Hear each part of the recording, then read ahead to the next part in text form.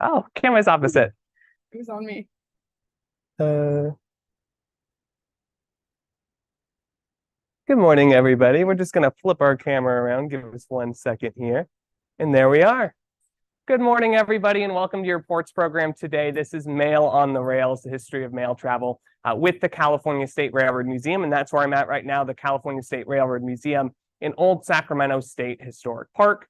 And we're part of 280 California state parks that together protect and preserve the state's most valuable cultural and natural resources. And what we're going to be talking about today is the RPO, the Railway Post Office car you can see right here.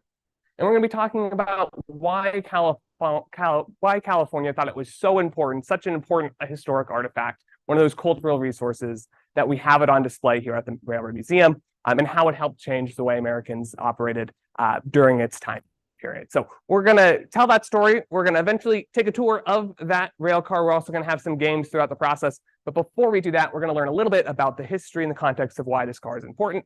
And for that, we're going to head this direction back here. As we do so, you're going to get to see some really cool stuff that we have here at the California State Railroad Museum. We're entering our roundhouse where we have most of our locomotives right there. And then if you look over here, we have a whole bunch more locomotives and train cars, railroad equipment, which is pretty cool. All right, so we're going to go ahead and stop the video on this device, and I'll be right back in a second.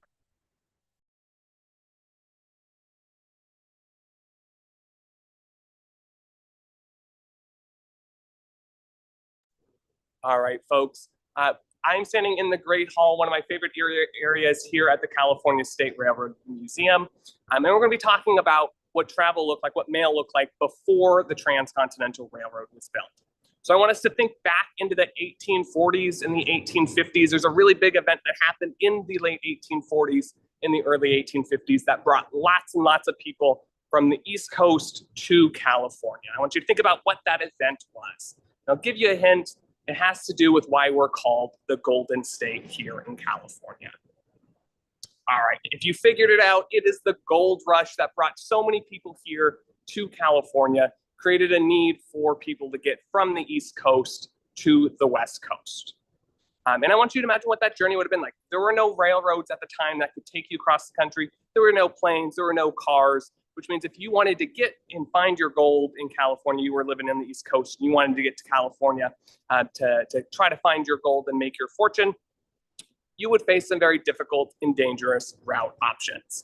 You might take a ship all the way from the East Coast to the West Coast. That would take about 4 to 6 months, and you really better hope that you don't get seasick during that journey. That is a very long time to be on a big ship. Your second option is to walk across the country, Oregon Trail style. And again, that's 4 to 6 months, very, very dangerous travel indeed. And so what that leaves you with, let's just pretend that you leave in January.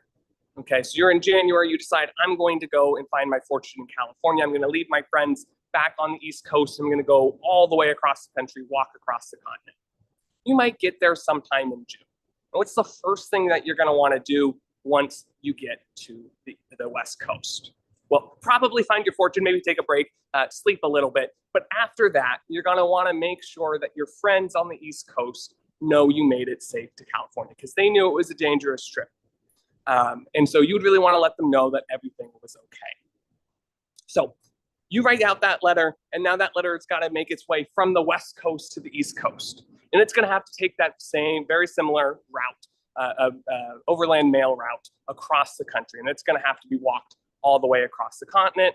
It's going to take another 4 to 6 months of travel. And again, just like how somebody might not make it across the continent because it's that dangerous route, your mail might not make it across the route. But if it did, your friends now know that you're safe, and it's probably December. So it takes a whole year after you leave for the people back home to know that you made it there safe and sound. So that's not necessarily the best way of having mail. It's very hard to do business across the continent like that as well. So people knew that we needed a faster way to get across the country. There were a couple different options regarding mail that people did. There's something called the Pony Express, which you might have heard of. If you come here to Old Sacramento State Historic Park, we actually have a statue commemorating the Pony Express, so you can see that as well. But that made mail service a lot faster for about 18 months when it was operating. The way that worked is essentially they broke that route, that 4 to 6 month route, into very small segments, and they had a horse run as fast as they can to help deliver that mail for each segment. But that wasn't a perfect system either. It was very expensive to run, and still it was very dangerous to do. So the thing that changed all of this was the Transcontinental Railroad. I have a couple maps. Just give me 1 second.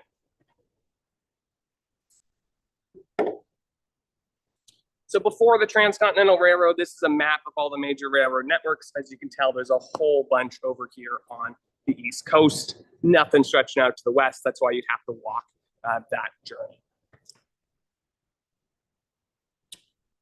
So that Transcontinental Railroad route, that is this line right here, finally connecting the East and the West Coast. And that would allow people, goods, and yes, even mail to be delivered across the country as fast as possible. That 4 to 6 month journey became only 7 days and 7 nights. In fact, it was so important to the United States to build this railroad that they said one railroad company was not going to cut it. It would not be fast enough.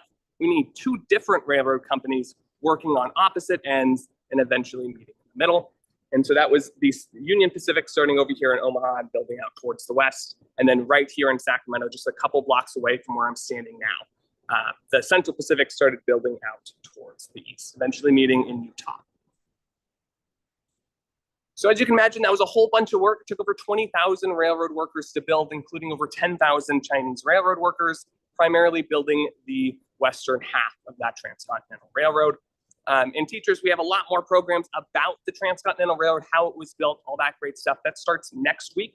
So I encourage you to check out those programs or our videos on YouTube about that as well. But for our program today, when we're talking specifically about mail, that's going to be our main important part. Now that people could move across the country in 7 days and 7 nights, mail could go pretty fast as well. So that original journey we were talking about, starting in January, taking till June to get to the West Coast, and then taking all the way till December to get your mail letter back telling your friends that you had made it safely to California.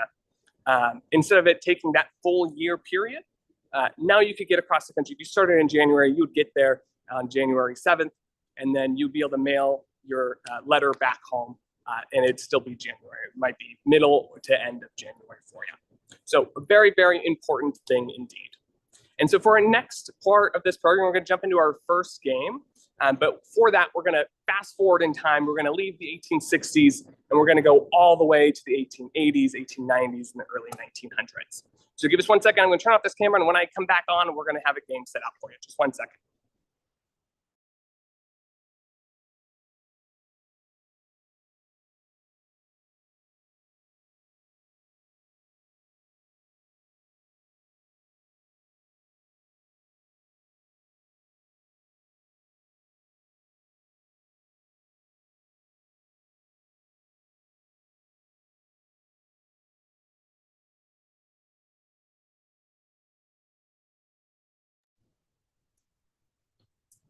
All right, everybody, for this next section, I want to talk about something that is very similar to what we have with Amazon today, but it was way, way long ago, back in the early 1900s, and that is something called the Sears catalog. So the same way today that we may not want to go to the store to be able to pick up all the stuff that we need, our toothpaste, our foods, and all that good stuff that we were able to order on Amazon, in the past, people were able to order things as well. And for that, instead of being able to go online and just search whatever they wanted, they had something called a Sears catalog. Maybe you've been to a Sears store, maybe not, but it's the same company. And in here, there's a whole bunch of different stuff. You can tell it's old because of all the little rips and stuff we got in it. But you were able to buy a whole bunch of different stuff. They had categories and you'd be able to find what you need. It's not quite as efficient as just being able to type in what you want, but you'd be able to get a whole bunch of cool stuff here. And so for the beginning of our game here, I'm going to show you some images, some stuff that you were able to buy at different time periods in the Sears catalog. And I want you to think to yourself, would I be able to order this on Amazon here today? All right, 1 second. Let me go ahead and share our screen here today.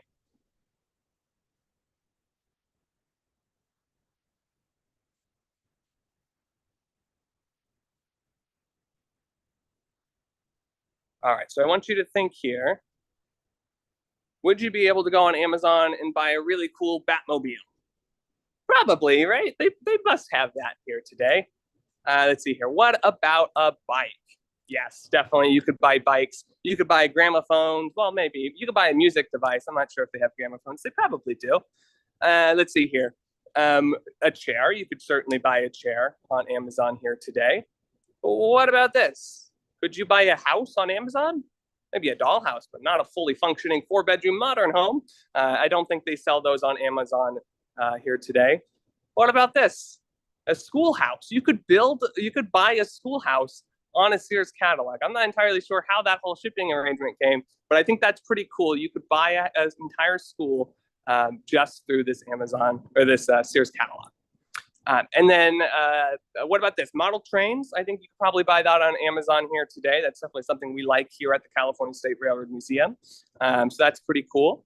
And then an assortment of toys as well. You could certainly buy that on Amazon here today. All right. And so for our game here today, I have a lovely wheel, and we're going to spin this, and we're going to see how much money we can earn. So we're going to spin it. If we land on zeros, we're going to add that to the end of our number. And we'll see how that works in just a second here. But I'm going to spin this 3 times. So we're going to see how much money we have to play with. And then you guys are going to be able to order some of the wonderful things you just saw on our Sears catalog here today. All right, go ahead and do our first spin. Da-da-da-da. We got $28. That's a pretty good start. Let's go ahead and spin it again.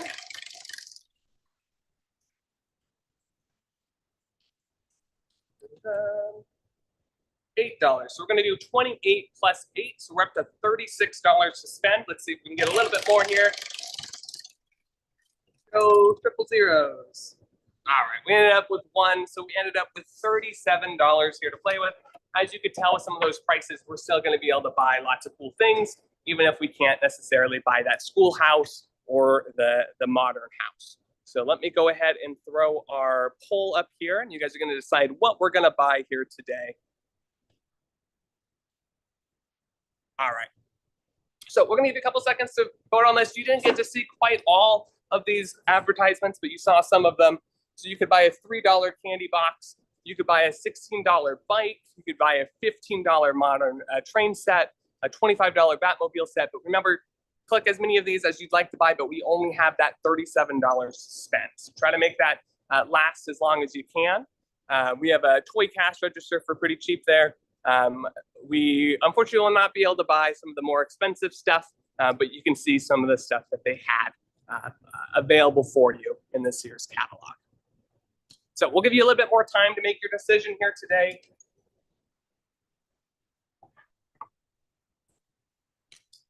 Maybe 10 more seconds here. And we're going to be using that to fill out this form. This is a Sears catalog form, something that they would have been filling out instead of your Amazon shopping cart. You would have this right here. All right, let's go ahead and see those results. And it looks like we're definitely buying that $3 candy box. That is the number 1. I think the second most voted is our $16 bike. So that brings us up to $19, which I think gives us $18 to spend left. And so we can't buy that guitar, but we can buy that model train set. So I think that's going to be basically, and we can get the toy cash register. So we're going to buy the toy cash register. We're going to buy the model train set for $15, the bike for $16, and the candy box for $3. So we're gonna make out pretty good with this. I can't wait till that package shows up right on our front door. And so for that, I'm gonna fill out this sheet. There's a whole bunch of questions it's gonna ask me. It's gonna ask me things like my name, of course. It's gonna ask me my street address.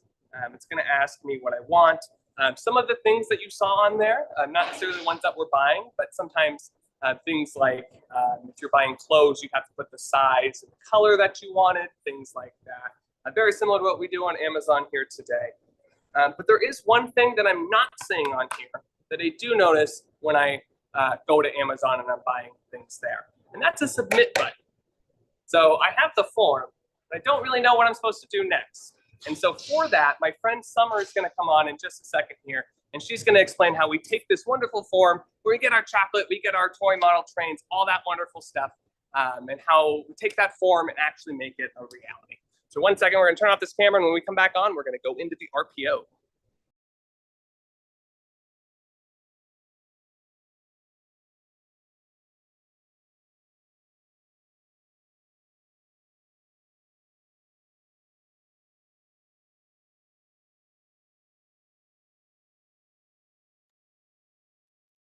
Hello, everyone. My name is Summer. I am a Guide 1 here at the California State Railroad Museum. And today I'm going to take you in to the RPO, or the Railway Post Office. It's what we like to call it for short, the RPO. And I'm going to take Jake's form and I'm going to send it off. Now, in today's day and age, Jake would have taken this form to a local post office to be transported by mail trucks. But that's not how we do it here at the California State Railroad Museum. Like I said, we have a railway post office. It's quite literally a post office on wheels. So I'm going to take you guys inside here. So back about 150 years ago, railroads provided the U.S. Post the fastest and most efficient means of moving.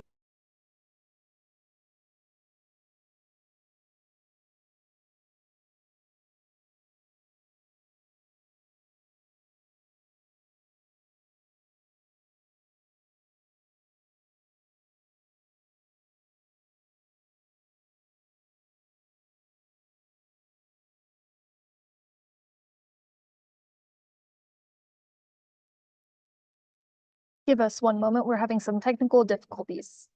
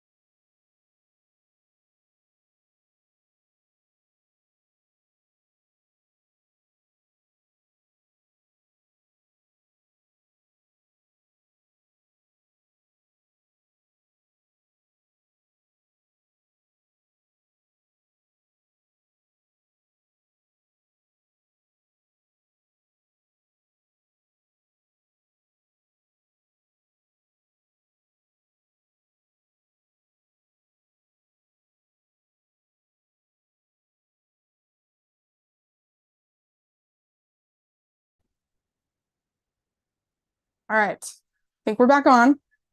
Sorry about that. This train car is pretty old, so I don't think Wi-Fi really works that well in here. But anyway, so as I was saying, postal clerks would work aboard these train cars, sorting mail, getting it ready for its next destination as the train actually traveled from station to station. And there were even times when the trains didn't stop at the stations. So there would be the station master working outside of the train car, and he would take a mail bag, look something like this, right? And he would hang it up from, you can pan out this way, from a railway mail crane. I'll say that again, railway mail crane. We can try and say that 3 times fast all together. You ready? Railway mail crane, never mind. Anyways, but yeah, so the postal clerks inside of this car, they would take this hook, and as the train passed the station, they would hook the mail bag up from this hook and pull in the mail bag, getting it ready to sort. As you can see in here in the railway post office cars, they had canvas mail bags for sorting. They had these overhead wooden storage bins that they called pigeonholes.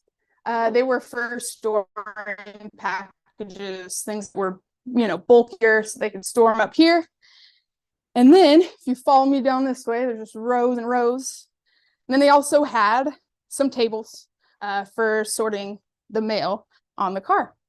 Now, if you were a postal clerk working on a railway post office car, you had to be very, very good at your job, and you had to be very fast. Postal clerks were tested at their job about every 6 months. And if they did not pass their test with at least a 97%, they would be taken off railway mail and the railway post office cars like that. For their tests, they had to memorize and learn all the transportation routes in the streets that were in their area of where they were working. So it was a lot of memorization, and I would assume it was pretty tricky, and it's just crazy to me. If I got a 96% on a test, going back to my school days, I was proud of myself. Like, how do you guys feel when you guys get a 96%? But if you were a postal clerk working on a railway post office car, you would probably be disappointed and in jeopardy of losing your job, which is crazy to me. So I want you guys to imagine that you're a post office worker, a postal clerk working aboard a railway post office car. There would be letters, packages from all over the country in the overhead wooden storage bins, pigeonholes, the canvas bags, and on the sorting tables. And there would be 12 to 20 other post office clerks with you on this car. There's not a lot of room for 20 other people, but somehow they made it work. I'm kind of thinking it was probably organized chaos kind of thing, you know? But yeah, so as weird as it sounds, humans weren't the only ones working aboard the railway post office cars.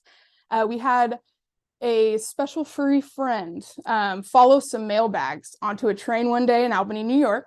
And this special furry friend, his name is Oni the postal dog.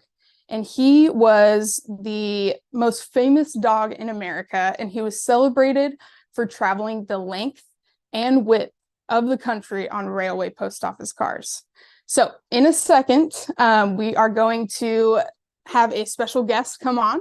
So everybody in the chat, put the claps, the party hats, the hearts, the laughing faces, and you guys will get to meet Oni the postal dog. Hold on just a second.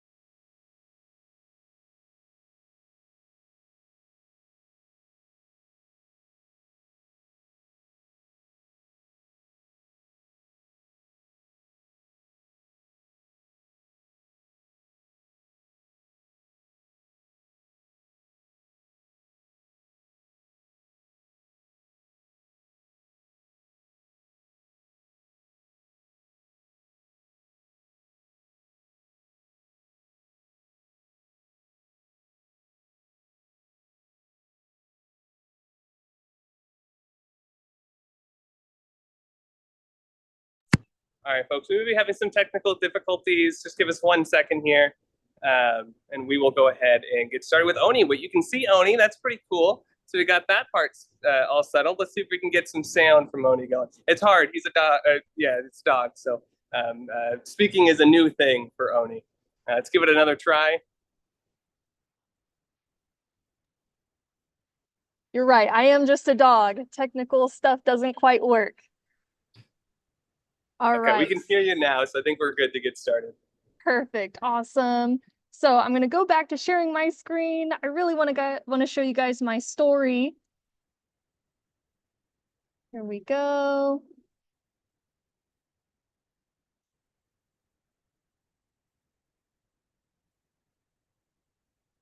All righty. Looks like it's up and running. So I'm going to restart and tell you straight from the beginning on how I became to the railway mail service. So on a cold and wet night in Albany, New York, I had been lost and on my own until I found an open door with a room of good-smelling mail bags out of the weather. The next morning, Owen, a postal clerk, found me and welcomed me into the post office as everyone's friend. And that is where I got my name, Oni. No matter the weather, cold or warm, I had a home at the post office. I went everywhere the postal workers went. And one day, I jumped into a rail car that was being loaded with the good-smelling mail bags. I got to see and smell so many new things as I traveled 142 miles to New York City and 142 miles back safely to Albany, New York. During my travels, all employees of the Railway Mail Service attached special baggage tags to my collar to show where I'd been traveling to. I even met the Postmaster General, John Wanamaker, and he declared me the official mascot of the Rail Mail Service and gave me a special jacket to carry all of my tags and awards. I was able to travel all over the country and even the world. I traveled over 143,000 miles by steamship and train. I was reliable, dependable, and protected all the mail that was being delivered. I was considered a living good luck charm since there were no accidents while I was riding the rails. In more ways than one, I was a lucky dog. Now that you have all heard my story, you can now imagine what it would be like to have a furry friend help postal clerks in the 1880s. So I'm going to go back. I want you guys to give some Q&A on my story. I'm going to mute myself and I'm going to turn it over to Jake and Summer for the final game. All right, everybody. So we are once in the RPO, and we have a game for you, our final game here today before we jump into our Q&A. And for that game here today, me and Summer are going to put ourselves in the shoes of these RPO clerks, and we're going to see who would have made the better RPO clerk because we're going to sort things as fast as we possibly can. And this is a rematch from last year. If you joined us last year, I actually lost, so I've been training all year to be able to make my comeback and get my rematch and see if I can win this time. We do have a poll question. I want you to think about who you think is going to win between me and Summer. And we'll go ahead and throw that up there now as we get ready to play our game. All right. Let's see here. Am I going to be the reigning champion? Yeah. I'm going to have a new champion. We should have brought like a championship belt for you. All right. Well, you are winning currently the poll of who they think is going to win. So that hurts my ego a little bit. But let's go ahead and see if you guys were right. All right, everybody. Yes.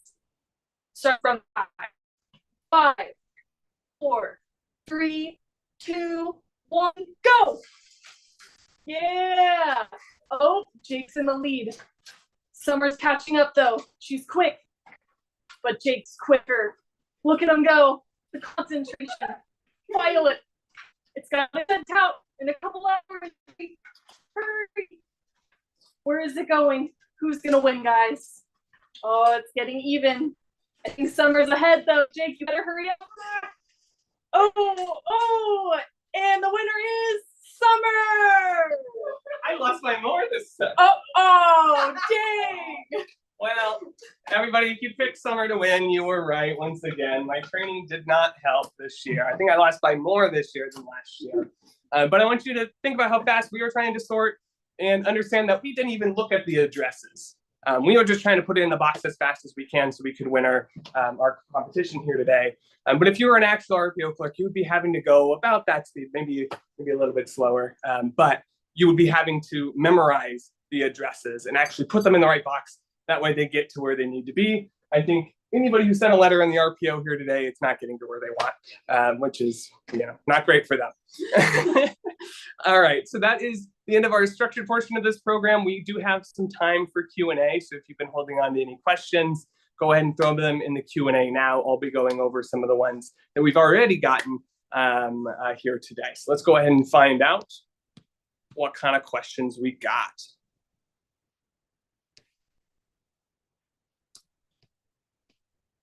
Uh-oh, it looks like the internet's lagging a little bit, so you guys didn't get to see the race.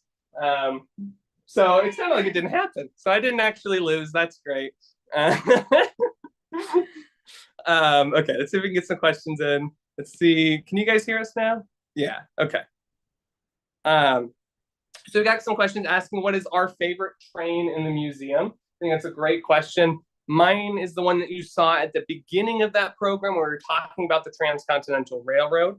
That one is called the Sonoma. It's one of my favorites because you can just see all the parts really well. It's a really good example of how steam engines work. And so that's my favorite. What about you, Summer? My favorite is not actually in the museum right now. It's a seasonal a locomotive. It is called the Rotary Snowplow. And I just like it because it looks like a big monster. And it has this propeller on the front that shaves all of the snow away on the railroad tracks. So I think that's pretty cool. That's really cool. And I think Oni's favorite would probably be the RPO. I'm just guessing. That would make the most sense. Yeah. You seem to have a fondness for it. Someone asked what happens if you get a 96.9% on the test. You just missed it by 1. I don't know what happens. You think they rounded up back then? I would hope so. I'd hope for that person, and then that would be enough. I'm not entirely sure what would happen there, but yeah, that would be really frustrating if you were that RPO clerk. Someone asked how often does Summer win that competition? She's 2-0, so yeah, apparently every time.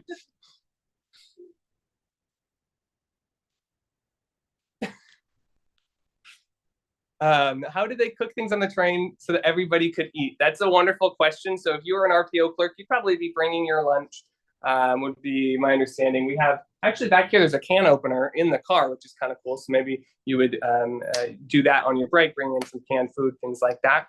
But if you were a passenger, your situation was a little bit different. In the museum, we actually have something called a dining car. We have the Cochiti dining car. And if you were traveling long distances, that would be where you would eat. How long did it take to get from the east to the west coast with the Transcontinental Railroad? That was that 7-day and 7-night journey. That would be as fast as you could go across the continent. A much improvement over that 4 to 6 month travel. Did all of these trains move? Yeah, they used to all be operational. Some of them even are today. We have one in the museum that we use for our excursion train rides right now. And so some of them actually still work, but this one has not. I don't think it's moved in quite a while because it's such an important cultural resource. We want to make sure that we have it on display if you guys come here in person.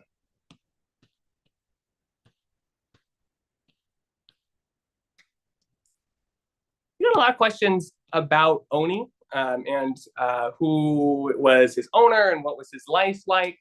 We heard a little bit about when Oni was talking about what his experiences were like. But Oni lived a long time ago. He had a wonderful life, and he got to go to all these amazing places, a lot more places than I've ever been to. So he's out traveling a lot of people even. So that's really cool. He went overseas, all this kind of cool stuff.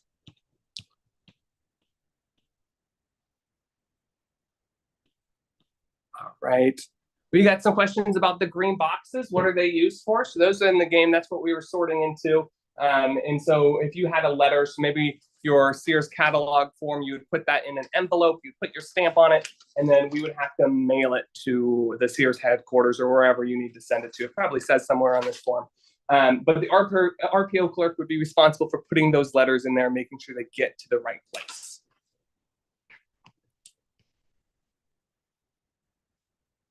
All right, let's see if we get a couple of more coming in here. We have some questions asking, so like with our packages, obviously you're not putting the schoolhouse in one of these green boxes. If we were rich enough to buy one of those, you would not be able to put that in there, or even things like the candy boxes and things like that. And so that's a good question. If it fit, it would probably go in one of these things we were talking about earlier. What did you call them? The pigeonholes. Pigeonholes. That's a pretty cool name for it. And so oversized packages could go in there as well. All right, let's see if we get a couple of more here. When did the museum get built? We got a lot of questions asking about the California State Railroad Museum. You guys got to see a good portion of it, but the museum is really, really big. So there are portions that you guys weren't able to see today. We are located in Old Sacramento. It was built in 1981. So the museum is 43 years old, which is pretty cool. We're turning 44 next year. And so that's pretty exciting. If you come here in person, you'll get to see a whole bunch of really cool stuff. There are 5 train cars you can walk through. You can come inside this exact RPO car, and you can get to experience what it was like. You can even sort some of the mail, see if you're faster than me or Summer at that game. And so that's awesome. You can also go in that Cochiti dining car I was talking about. You can go in the biggest locomotive that we have that weighs over 1 million pounds when it's fully running. And so that's really cool. You can go inside a sleeping car that actually rocks back and forth and makes it seem like you're on a moving train. That's one of my favorite things that we have here in the museum, and that's really cool. And then we also have excursion train rides that run on the weekends, so you can actually experience what it was like to ride on the trains as well. Bring in some questions about if they do run, or if we have trains that move, that would be the ones for them.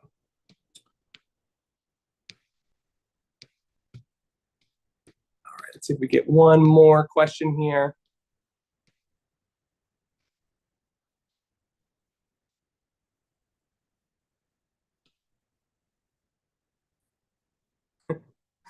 We got some questions asking about, let's see, about, I figure out what this one says. About railroad stations. And so we talked about that a little bit earlier. So we would be bringing the Sears catalog. Unfortunately, not everybody had Summer, who worked for the RPO, to just grab the letter from you and take it directly into the RPO. You would have to go to a railroad station first, make sure that they got your mail, or a post office, whatever it is. And then they would use the RPO to deliver that Sears catalog form to where it needed to go, so they knew what you wanted to buy. And all that good stuff. So that would be how it worked. You wouldn't give it to Summer, you would give it to the post office that was available to you, and they would mail it from there. All right, well, thank you all for joining us here today. Before you go, I do want to let you know about 2 different programs that we have that are wonderful, and I hope you guys take advantage of them. The first is going to be our Adventure Pass program. So I know we have a lot of 4th graders on the program here today. If you are a 4th grader, you get into the California State Railroad Museum as well as 53 other state parks completely for free. And so I encourage you to sign up for, it's called the Adventure Pass program. Ask your parents to sign you up for it. It includes you and your entire family. So you can come and see all the wonderful things we have here in the California State Railroad Museum completely for free if you're a 4th grader. There is a way to sign up online. It's a little confusing, so you can always just drop by and we will help sign you and your family up for that as well. And if you're not in Sacramento, it might be kind of hard to get to the California State Railroad Museum. And so then we encourage you to go to those other 53 state parks that are kind of scattered throughout California. So as long as you're in California, you're pretty close to one of our Adventure Pass parks. All right, and then the second program I want to let you know about is our free K-12 field trips. As long as you're a school and you sign up with us directly, and you have at least 10 people going, you qualify for a free self-guided field trip to the museum. You can bring your students in and see the actual cars and stuff yourself here at the museum. And so we encourage you to do that. You can sign up directly on our website. That's californiarailroad.museum. And that's a wonderful thing to do. You get to bring your digital program to life by showing up here in person as well. All right, I think that's about all the time we have. Thank you all so much for joining us here today.